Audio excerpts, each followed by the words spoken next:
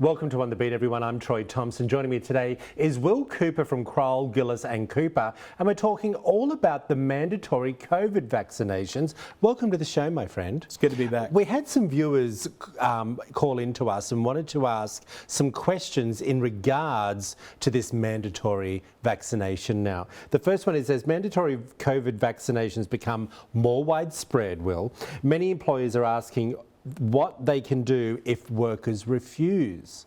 It's a good point. It's a very good question. Just recently, President Biden has passed an executive order that requires all businesses with over 100 employees to have their employees vaccinated, or if they refuse not to be subject to a weekly COVID test and wear a mask at all times while in the building.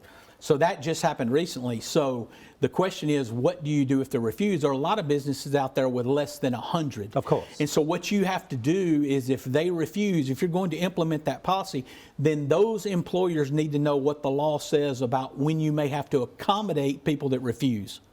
Okay, but you can't fire them for not. You can. That's what. Yeah, even if you have less than 100 staff. Absolutely.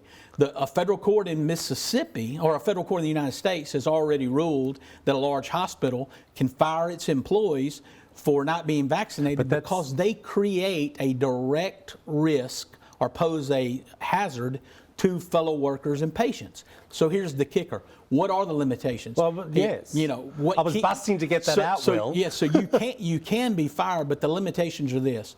The Americans with Disabilities Act says that an employer can institute a policy that you can fire an employee who causes a health risk to other employees. Well, that's part of me, which makes sort of sense. Fair. So then, but if under the ADA, for example, if I have an immune deficiency, therefore I don't need to can't take the vaccine. Yes. In order for you to fire me, you have to prove that you can't reasonably accommodate my employment, i.e., send me home to work, put me in a separate location. Got you. Do things that would allow me to continue to work. But here's the kicker. If you can't reasonably accommodate that person with a disability, then you can terminate them for refusing.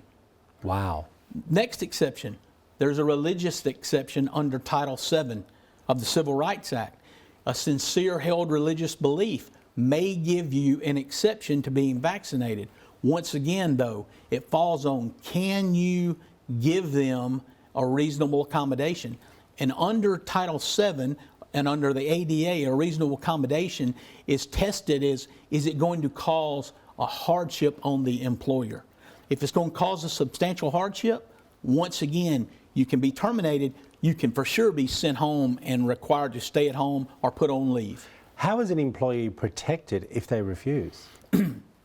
They have to find one of those exceptions. You just got to find one. You have to find one of those exceptions, and under this new federal guideline with over 100 employees, you know, there is an exception. You can be tested every week and wear a mask at all times, but if you refuse and you don't follow under one of those exceptions, then you can be terminated.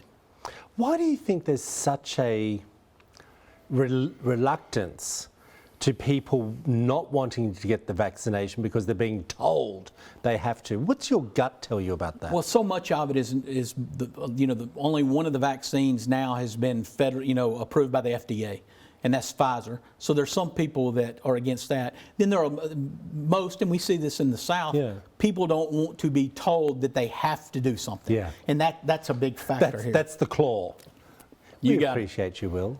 Thank you so much. If you want to find out more information, there it all is up on the screen for you. Crowell, Gillis Cooper, and of course we've been talking to Will Cooper.